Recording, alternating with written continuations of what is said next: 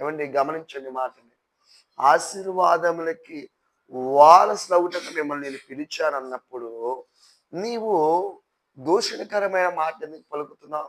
మూర్ఖతరం మాట్లాడుతూ ఉన్నారు, భక్తిహీనులు మాట్లాడుతూ ఉన్నారు, దేవుని ఎరగని జనాంగం మాట్లాడుతూ ఉంది, విశ్వాసం లేని వారు మాట్లాడుతూ ఉన్నారు, దేవుని రుచి చూడని వారు మాట్లాడుతూ ఉన్నారు, దేవుని నామం ఎంత బలమైనదో తెలియని వారు మాట్లాడుతూ ఉన్నారు.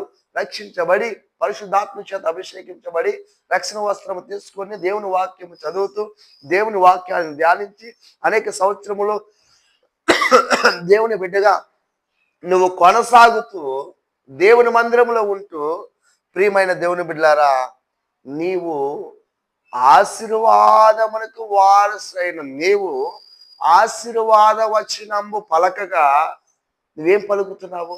దూషణకు ప్రతి దూషణ, కీడుకు ప్రతి కీడు చేస్తున్నావు.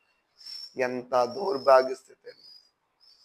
నేను దేవుడు ఉన్నతమైన స్థితిలో ఉంచితే, నేను వారసునిగా ఉంచితే, మన యొక్క భక్తిహీనత జీవితము ఎలా ఉంటుందంటే ప్రతి దూషణగా ఉంటుంది, ప్రతి కీడిగా ఉంటుంది. నీవు ఏం చేపట్టాడు దేవుడు? దీవించుడి.